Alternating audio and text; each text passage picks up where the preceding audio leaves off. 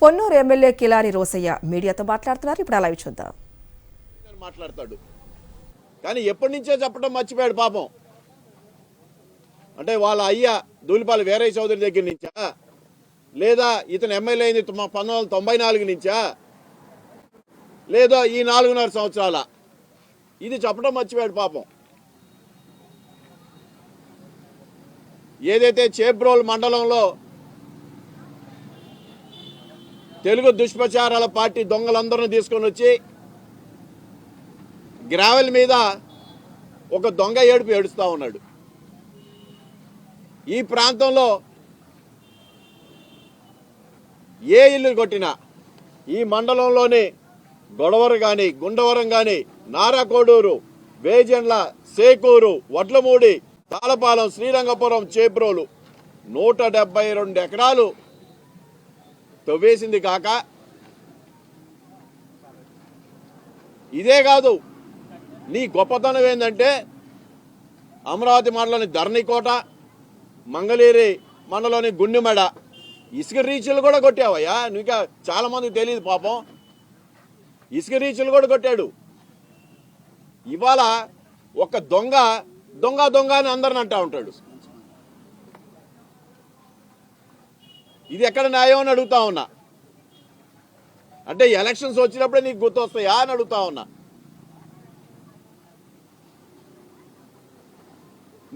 నువ్వు నీ తమ్ముడు సురేంద్ర చేసిన మైనింగ్ ఇక్కడ ఏ ప్రజలు మర్చిపోలా. దాదాపు 1/2 డజన్ మంది కోరిలో పడి చనిపోయిన సందర్భంలో నువ్వు ఏ విధంగా బెదిరించావో ఇక్కడ అందరికీ తెలుసు.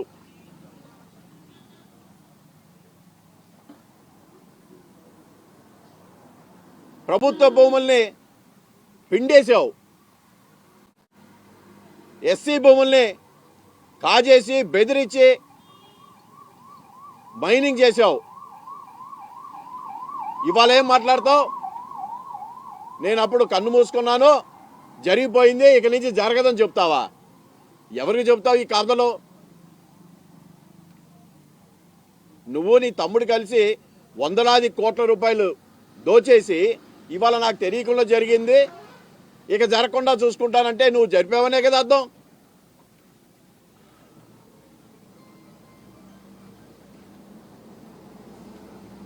నీ నిర్వాహకం ఈ మండలంలో ప్రతి ఇల్లుకి తెలుసు. ఏదైతే ఈ గ్రామాల్లో నువ్వు నన్ను మాట్లాడుతూ ఉన్నావో సర్వం అవినీతి పరం.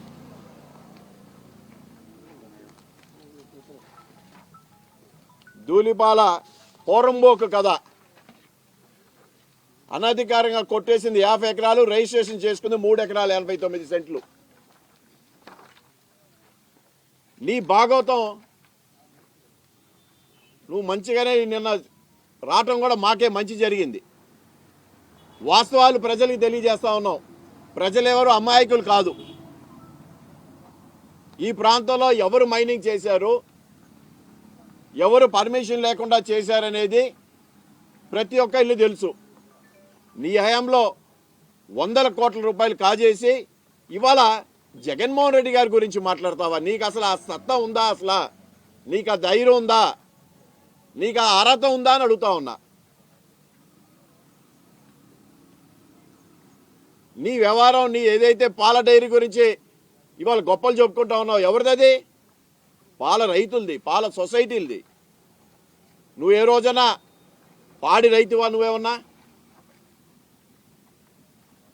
డీవీసీ ట్రస్ట్ అని ఫామ్ చేసుకొని దాంట్లో 10 ఎకరాలు కొట్టేశావు. ఎవరు తెలియని నీ భాగవతం? ప్రభుత్వం నేను వేస్తే నేను జైలుకి వెళ్ళొచ్చావు. నీ చరిత్ర ఎవరికి తెలియదని అడుగుతా ఉన్నా. ఇవాళ 2200 కోట్ల గురించి మాట్లాడుతున్నావు. అసలు ఎన్ని సున్నాలు ఉన్నాయో తెలుసా నీకు? పిట్టకథలు చెప్తావా వచ్చి? దొంగ దొంగ అని నువ్వు మాట్లాడతావా? ధూళిపాల దొంగ అని ఈ ప్రాంతం అందరికీ తెలుసు. నువ్వు చేయలేని అభివృద్ధి కార్యక్రమాలు మేము చేసుకుంటూ వచ్చాం. 4.5 ఏళ్ళలో జగన్మోహన్ రెడ్డి గారి నాయకత్వాన ప్రతి గ్రామంలో అభివృద్ధి కార్యక్రమాలు చేపట్టాం. నువ్వు చేయలేని అన్నీ కూడా, నువ్వు చేస్తావని చెప్పిన మాటలన్నీ కూడా జనాలు మోసం చేసుకుంటూ వచ్చి ఇవాళ నీతి మాటలు పలుకుతావా? ఏదైతే నువ్వు వీరనాయకుని పాలెంలో మాట్లాడుతూ ఉన్నావో, ఎస్సీ ఎస్టీ కమిషన్ రిపోర్ట్, ఇది కంప్లైంట్ రిపోర్ట్ నీ మీద ఇచ్చింది. ఇవాళ ఏదైతే మాట్లాడుతూ ఉన్నావో, దాదాపు అక్కడ రైతులకు ఎవరెవరికి ఎంత ఇచ్చామో మొత్తం కూడా ఈ రిపోర్ట్లో ఉంది. 2014, 2019లో పర్మిషన్స్ ఏమన్నా ఇచ్చా ఉన్నాయి.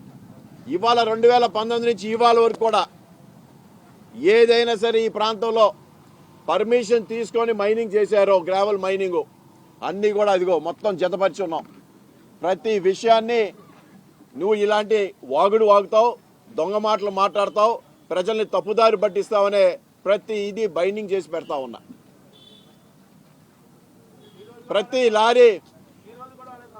ప్రతి లారీ ఈ ప్రాంతంలో ఏదైతే వీరనాయకుని పాలెం కానీ సేకూరు ప్రాంతంలో లారీలన్నీ నీ తెలుగుదేశం పార్టీ వాళ్ళవి. ఇక్కడ ఉన్న కోటేశ్వరరావు కానీ నాగరాజు కానీ వీళ్ళందరూ నీ మనుషులు కాదా అని అడుగుతా ఉన్నా. నీ మనుషుల ద్వారా నువ్వు తెలుసుకొని మళ్ళీ నువ్వు దొంగ నాటకం ఆడతావా? నీకేమైనా సిగ్గు సేరం, కడుపుకి అన్నం తింటున్నావా, ఇంకేమైనా తింటున్నావా? డబ్బులు సంపాదించుకుంటే చాలదు, కొనిగితే ఇంగిత జ్ఞానం ఉండాలి. ప్రజలు ఏమనుకుంటున్నారో తెలుసుకోవాలి. ఇవాళ చేబ్రోలు మండలం, నారాకోట ప్రాంతంలో అందరూ కూడా నిన్ను చూసి ఉమ్మేస్తా ఉన్నారు. దొంగే దొంగ దొంగ అంటున్నాడు, వీడికి ఏం పోయే కాలం వచ్చిందా అని అడుగుతా ఉన్నారు.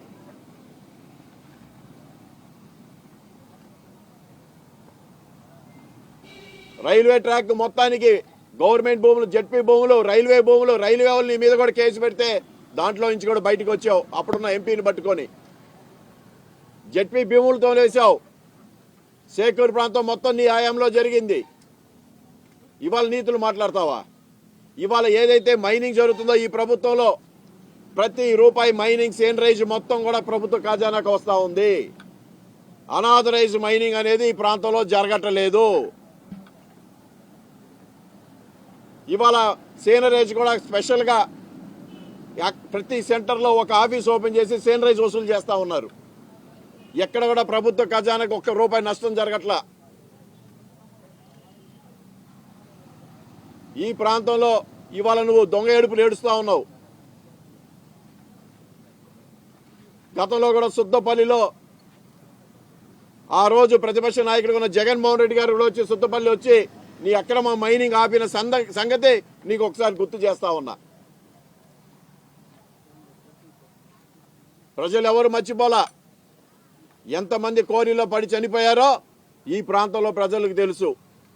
అది ఎవరు హయాంలో జరిగిందో కూడా తెలుసు. ఏ విధంగా నువ్వు ప్రజల్ని భయభ్రాంతులు చేసావు, ఏ విధంగా కుల మతాలు రెచ్చగొట్టావు, ఇవన్నీ కూడా ఈ ప్రాంతంలో అందరికీ కూడా తెలుసు. ప్రతిదీ ఆధారాలతో సహా ఉన్నది. నీ బతుకు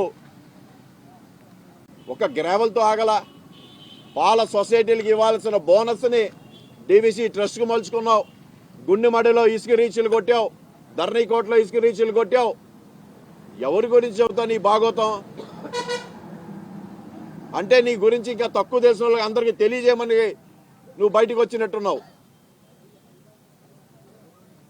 పాల సొసైటీలకు ఇవ్వాల్సిన బోనస్ల్ని డీవీసీ ట్రస్ట్కు మలుచుకొని డీవీసీ హాస్పిటల్ కట్టావు. డీవీసీ హాస్పిటల్ ఎవరు? నీ కుటుంబ సభ్యులు నడుపుతారా? సంఘం డైరీకి సంబంధం లేదా? సంఘం డైరీ 10 ఎకరాలని డీవీసీ ట్రస్ట్కి ఏ విధంగా కొనుగోలు చేశావు? నీ మీద కేసు ఉన్నదా లేదా? నువ్వు జైలుకి వెళ్ళి వచ్చావా లేదా? వందలాది కోట్ల రూపాయలు ఖర్చు పెట్టుకొని బయటపడి ఇవాళ నీతులు మాట్లాడతావా? నీకు ఎక్కడా కూడా అర్హత లేదని చెప్పి తెలియజేస్తా ఉన్నా.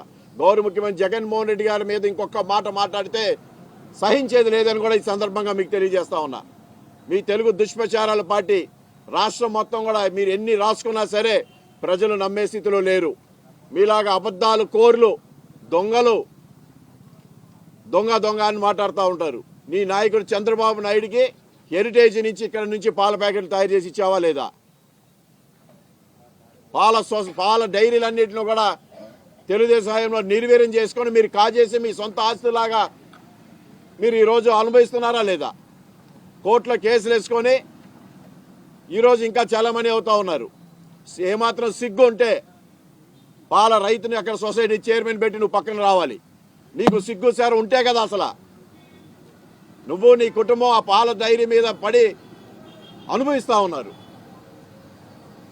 నువ్వు కష్టపడిందా అని అడుగుతా ఉన్నా. పాల రైతుల యొక్క కష్టాన్ని ఇవాళ నువ్వు అనుభవిస్తూ ఉన్నావు.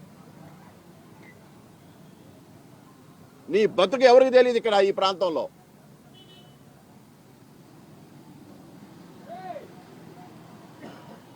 అందుకనే ఏదైతే మీరు చెప్తా ఉన్నారో 2200 కోట్లు అనేది నీ తరం నుంచి మొత్తం లెక్కేసుకుంటే ఈ 4.5 ఏళ్ళలో గవర్నమెంట్ సీనరేజ్ భవన్ మొత్తం నువ్వు కొట్టేశావనేది స్పష్టంగా అర్థమవుతా ఉంది.